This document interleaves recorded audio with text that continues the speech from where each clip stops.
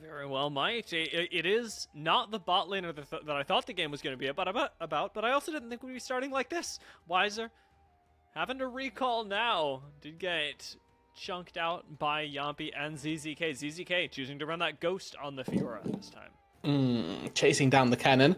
Obviously, cannon can opt into a flash, I'd say every day of the week, just because it's so powerful when you're trying to find those large team fights. Now, worth noting quickly, our win rates on all of the champions, ones to keep an eye on. Nosferus hasn't lost on this Tristana, has been very proficient when it comes to finding good trades, finding good push as well.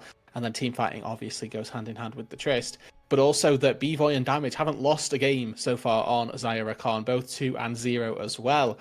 So one of these guys, or one of those duos, is going to get that win rate eliminated, and not 100%. We'll have to see which one it is, because early on, I mentioned Xayah Rakan, very good at level 1. They can find a knock-up here, this would be very good. Like they're just standing on top of each other. Ninja Kiwi going to take an auto for that, and Damage able to get away, trading relatively even up towards that engagement. Now, while you were talking about the individual champion wins, I couldn't help but feel, Rudude, like we had to do RMC justice, because he actually sent us such an incredible stat before the game. Will it have to wait? Will Bvoy die? He will not, and it will not. Quick, go, stat time! Yeah. Over the course of their careers as orgs, Pain and INTZ have gone up against each other in CBLOL 55 times. The score is 27 games in one for Pain, 28 for INTZ. This is the time that Pain can tie that score up, that they can put this historical matchup right back at dead even.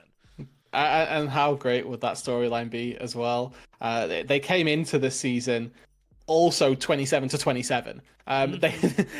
They lost the first game of the season that they played against one another. This is that second round robin, and now the chance for them to right it. Okay, 28-28.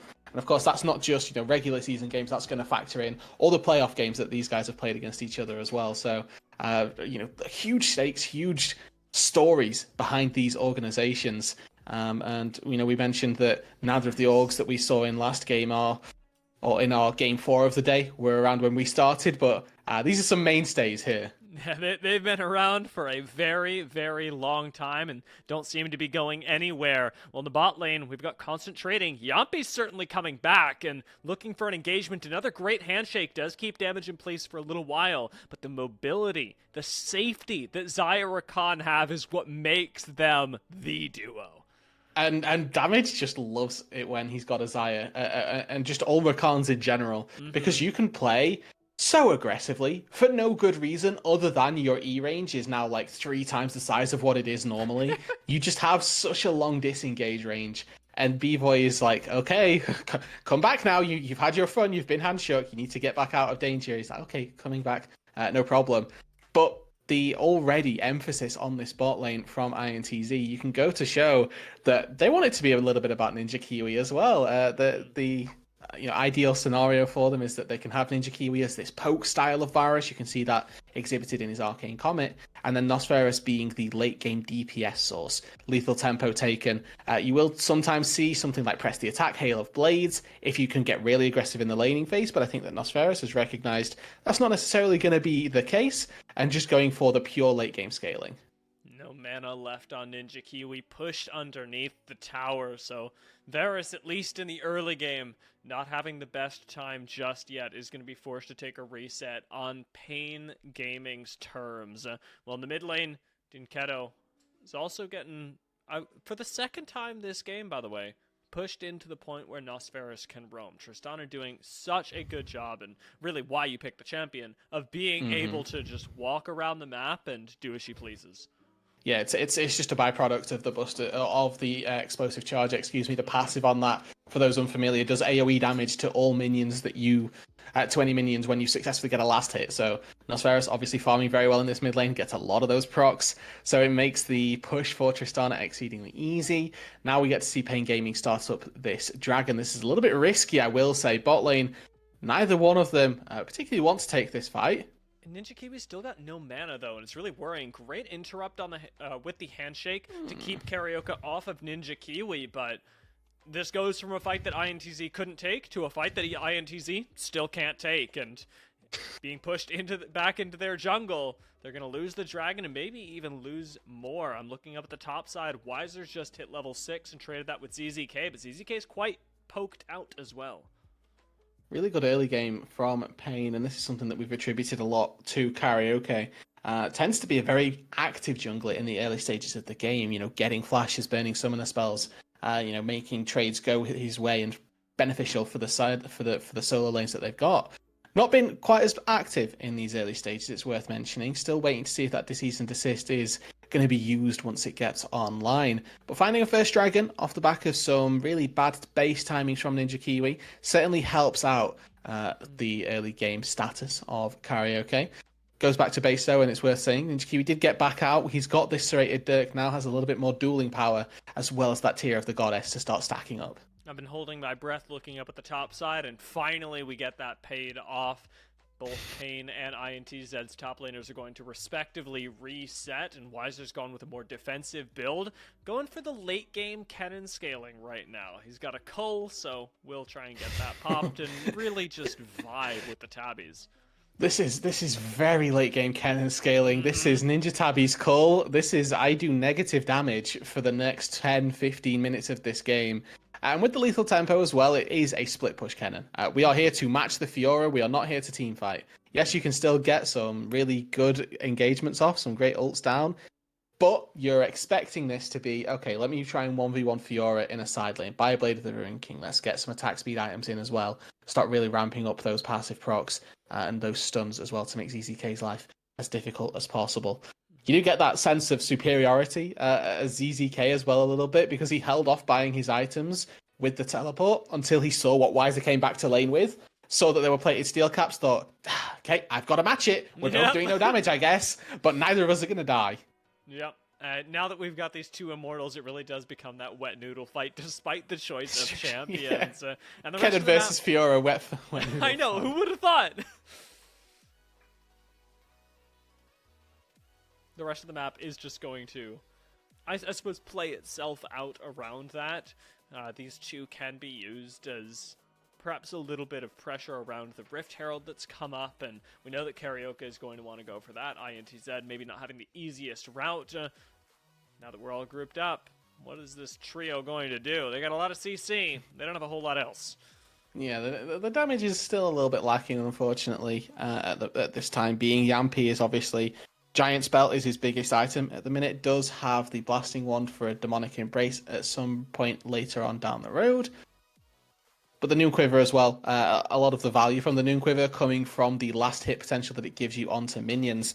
Karaoke, it looks like just starting this game off nice and strong with those neutral objectives. We've mentioned not particularly present on the map, but more than happy to sit this one out, scale on up, and know at the very least that they're going to have a team fight damage later on. INTZ, really great response as well, knowing that Karaoke is going to be up top and picking up that Rift Herald. They get some plates off of the bot side turret, pushing damage and B-Void back. Dinketo has shown up. Is the 3v4 going to be even, though? It doesn't look like it. In we jump. INTZ are all over this, and damage is getting zoned out on the other side. Ninja Kiwi not quite able to find lethal. Nobody quite able to commit to a one member as INTZ spread their damage and ultimately are forced back. Feels really bad for INTZ there. They don't actually get anything despite expending so much. Yompi's leading with Flash and engaging onto the Annie, but the rest of the team weren't quite there. Nosferos. Is he okay? Oh my god, I was drinking water. I did not expect him to die there, but... He died. Well, first blood it is, I suppose. That is an unfortunate way for a Tristana of all characters to go down. That was some good CC layering as well. Karaoke left no time for the rocket jump to get buffered. Obviously, we're not expecting Nosferos to be able to buffer rocket jump when he doesn't know the vice charging Q in that brush. Obviously, having no vision in there. But Dinketo also steps up, finds the stun very nicely as well. What you can do on Annie, and this is about as intensive as Annie mechanics end up being, is when you've got 3 stacks like you see from Dinkedo right now, is you can bait people sometimes by throwing the Q out, making them think that it's not going to stun. But then if you pop Molten Shield on its way in, you actually end up finding the stun, because during the Q travel time, you prep the 4th out auto attack with your E. As it happens right there, not just on our screens, but on Nosferos's. Forced to, well, wait it out till this next dragon at the very least. The Tristana death has taken us all the way here, and with an Infernal on the horizon, Pain may very well be gearing up for their next dragon take. Damage already in the river and setting up Vision, but a fight's going to come with this, because INTZ wanted to fight for the last one, and they've actually got position to do so for this one. Now remember, they are down 2,000 gold just purely off of laning advantages from that top lane, from that bot lane as well. Not particularly present in the items, but INTZ do get the Drake, and I think that because the large portion of that lead is in that top lane, they don't feel too emboldened to really charge in and try and take that dragon, but it's an advantage back to INTZ. A 1-for-1 now in those Drakes, but they've got that knowledge that at some point, maybe not soon, maybe a little bit in the distant future, that cannon is going to rear its ugly head. Is it me, or did that just jump faster than usual? I was just sitting there going, oh, that's bad, that's bad. And then I was like, oh, it's Rakan, it's all right. Yeah, they're chilling. Unfortunately for damage, he's not as scary on this champion, but will be providing a lot of utility in the later stages of this game. It does feel a lot like the first game that we commentated as well, with so much CC on the side of Pain, and having B-Boy as the president in this scenario. When you've got Annie, Rakan, Vi, and Kennen, it's hard to access the Xayah. Yeah, it's not going to be easy. Now, fortunately for INTZ, I don't think their composition relies on their ability to take these 5 versus 5. I actually think they're going to try and play, or I think that the best chance of succeeding, rather, would be in a 1-3-1 situation. I think that Tristana versus Annie in a side lane later on, if you can survive the initial burst, is going to go very well for the Tristana. Your hope at the very least with this Fiora is that they'd be able to control the side lanes. The issue is, of course, Weiser has done such a good job at bullying ZZK in the early stages that the point of which INTZ have any pressure in that side lane is so far from now that they're going to have to try and do something in the interim to keep themselves in the game. ZK going to have to expend the teleport as well if he doesn't, or if he wants to avoid missing this wave. In it comes, and with Carioca already up here, this could have been a deadly maneuver. Weiser baiting for the moment, trying to get this Fiora to jump onto him, overextend just a little bit, and into the bushes we go. ZZK gonna get knocked up, gonna get stunned, is not gonna have the chance to play League of Legends, and is going to be shut down. Weiser, beautifully baited right there, just says, oh, I'm a helpless little Kennen, you have the item advantage, please don't come and kill me. Karaoke is waiting in the brush. Again, beautiful CC layering, the parry not really ever used effectively, and it's just a great one for nothing on that top side, where on this bot side, there's not particularly a play in response. My god, B-Boy and Damage just going at it. What a play down in the bot side. Just so confident on the Xayah Rakan, picking up the kill onto Ninja Kiwi and forcing Nia back underneath the tower. No AD carry in sight. Yep, really good execution. They all had all 4 summoner spells and everybody burns them. Unfortunately, for INTZ, it just doesn't matter. The Xayah Rakan are stronger, and with the recall having had come through, Damage might be in a little bit of trouble, but see. B-Boy doesn't have ult, and Damage can't really jump to him. In comes the cavalry, though, so the Damage is going to go down. He gets the knockup first. How is he alive? Nia finally going to bite the dust, but the rest of Pain Gaming have arrived, and a lot of value out of that single life for Damage. And a lot of value from the TP as well. Remember, ZZK TP'd into the top side, instantly died. Pain Gaming get to use Weiser's TP to turn this fight on the bot side back around. This is that 2v2 to begin with. Gale Force used to initially engage. It gets the distance for Damage to find that engagement. Yes, we end up seeing a lot of summoner spells burnt, but ultimately it's a find from Pain Gaming. And Nia is able to walk away. You're waiting for those cooldowns as Pain Gaming, and in the early stages of the game, they're just a little bit too high. But then this re-engage from Yampi comes through, but we get to see this TP be so important. Remember, Weiser actually manages to channel his base, pick up as many items as possible, and then TPs into such a compromising position, right? Cuts off INTZ as best as possible, and hones in on Nosferus. Yampi was there and just got absolutely ignored, so, he's thanking his lucky stars that the cannon chose, not him. But overall, a really good collapse from Pain, and INTZ are really starting to struggle in this one.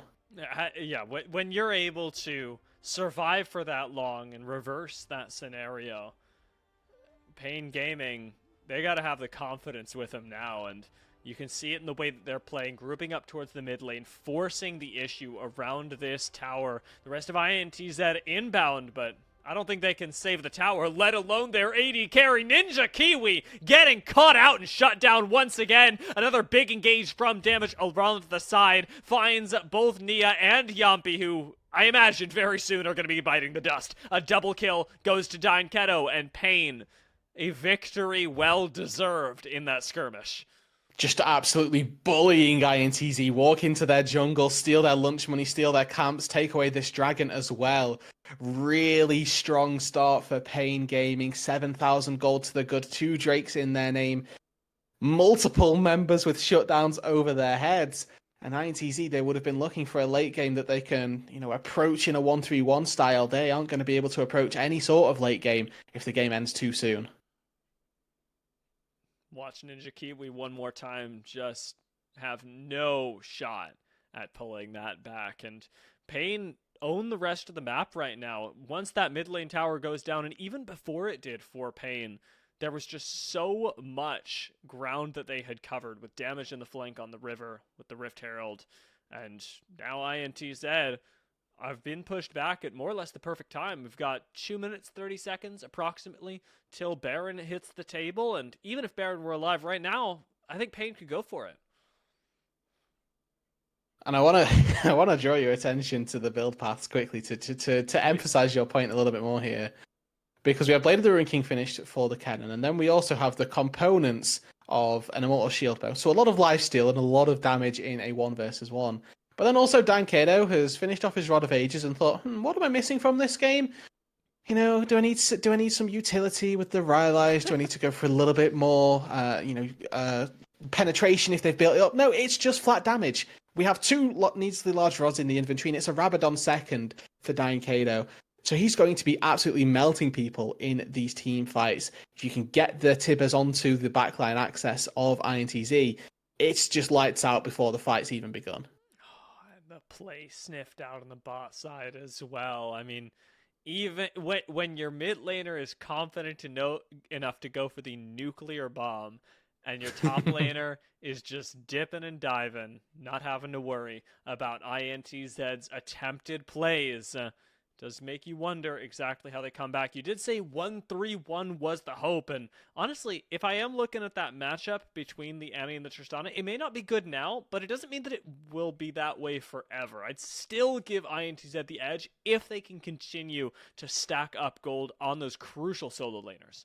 And if they can stabilize, right? That's the real thing that we're looking for right now, because they are hemorrhaging. Pain Gaming are doing what they want on the map, and this is an advantage they're looking for. Yampi goes far. I don't think the rest of the team's ready for it. Honestly, I love the super cones. The one thing about Chemtech is that it gives us lots of fun on Summoner's Rift, is that you just end up exploding and, charting over 3-4 different bouts of terrain. Unfortunately, didn't quite work with INTZ. Oh, great riposte actually from ZZK. Turns that stun right around and doesn't take the absolute front load of damage that an Annie at this build stage is going to be doing. But it is looking like it's going to be enough to at least send a message to ZZK, and that's that if you want to try and play this side lane, you haven't just got to deal with me, you've got to deal with Karaoke, Tibbers, Damage. There's a lot of other people I've got already in my back pocket. God, this viewer is so confident. ZZK is like, I reposted that one. Do it again. Yeah, I'm gonna walk into 3 I got more. Right now. What else have they got? Huh? I'll take another one. You got a VIQ? I'll repost it. Let's find out. What are we doing here, though? Damage is going to be able to get out over the wall. 20 minutes on the clock now means that Pain Gaming can finally take this Baron should they so desire. Dynketo is coming back from base with not just the fully completed Rabbidan's Death Cap, but also a stopwatch, just in case, make sure there's a little bit of room for error, never hurt anybody. Well, the rest of INTZ just try and get pressure where they can, and unfortunately, it's nowhere. And again, credit out some of these build itemization choices. Bvoy opted into the Bloodthirster. The one thing that does really well versus Poke Varus is lifesteal. Not only is he going to have a big shield, we're fighting. Yeah, he's going to have a big fight to take advantage of. That's a nice ult to keep everybody in place from Wiser. As Karaoke flashes up the wall and disengages, it's Wiser that's gone down first. B-Boy, unable to participate in that fight from the get-go, means that there was a lot of damage missing. I mean, what did you say? At the start, Wiser's not building damage. Dynketo can only do so much. If we're not fighting with B-Boy, we're not getting anything done. Yeah, Wiser not building, team fight cannon damage in the traditional sense, right? Still opted into a very auto-attack focused build path, but that's just not helping him out when he flashes into 4 people to instantly get taken out of the game. So, a good response from INTZ and Pain Gaming, slightly overplaying a hand that they didn't really have. Now, does this put the game right back into INTZ's control? Not by a long shot. Just means that Pain Gaming are going to have to, reality check themselves a little bit. Say, okay, hold on. We can't just be incredibly brazen with our engages if we're looking for fights like this. They're going to have to be on slightly better footing. But with that flash being burned, Wiser is going to find it a little more difficult to try and get those huge slicing maelstorms. And honestly leads a little bit more into the fact that he should probably be playing in a side lane. Yeah, as long as he's not with the team, Pain can be happy. And if he is with the team, start Buy sweating a Hull Breaker. Go away. Yeah, we'll see what they do. We do have now, with this Baron being up, the Dragon up as well. So Pain are spoiled for choice here. They can go for either. INTZ going to take this moment and scout out the Baron, threaten that objective. Yeah. But INTZ are not spoiled for choice, unfortunately. They cannot start this Baron. If they do, they simply lose it, I fear. It's not a fight that they're going to be looking to with all that hope in their eyes.